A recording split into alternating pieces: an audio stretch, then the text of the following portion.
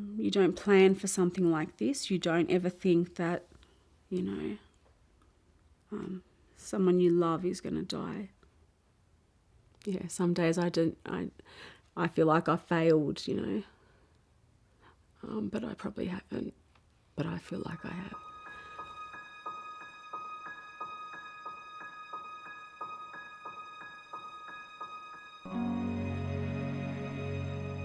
I wasn't prepared, you know, and I was still working and I had a relationship and, you know, and all that quickly started to go. And I was very angry about that. I felt very resentful. And I questioned God and I, you know, questioned a lot of things in my life. And it just sucked a life out of me as well, to be honest.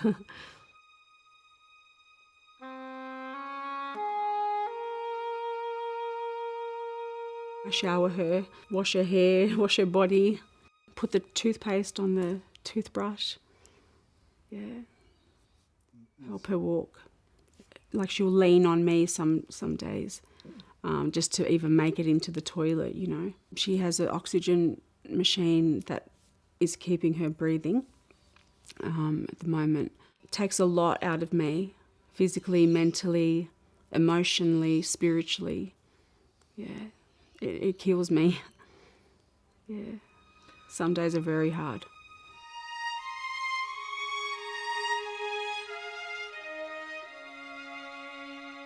I was so depressed all the time. I just wasn't coping. You just feel so helpless. I still do feel some days very helpless, and I can't make my mother get better. I just have to be there and be as strong as I can be. Some days it was so hard for me to get out of bed. Just not accepting my mother's condition and just dealing with it, you know. It's hard to wake up every morning and know that someone you love is maybe not going to be there, you know.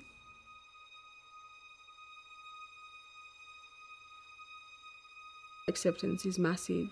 It took me several years to accept, and some days I still don't accept, you know, but the reality is that my mother is dying, you know, and I don't know whether it'll be days, but it's definitely not years for her to survive. It's days or months now. I mean, you can't put a price on someone's life, can you? You can't put a price. And no amount of money can bring them back or make them better, you know. I love my mother and I just want to, you know, be there for her, and I don't want to have any regrets. And just to get through one day, each day is a big thing, you know. And I think rather than being resentful, I think acceptance is a better word now. And love, you know, love's massive. Yeah.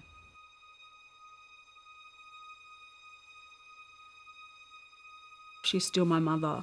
I still want to be the daughter. I don't want to be, you know, I don't want it to be as a job, you know, as a job for me. I just want to be there for her as a daughter.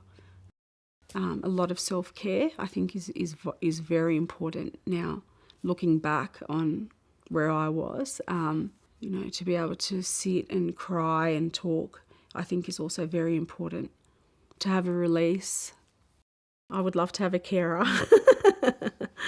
No, I'm joking, but it is important, I think, to be able to speak to someone who knows what I'm going through, you know, who's sort of been there and can give me some strength, support me when I'm having a shit day, you know, I'm having a crappy day and I just need to, you know, have a release and have a cry, and someone who can, you know, sort of sit by my side and say, hey, you know, you're not alone.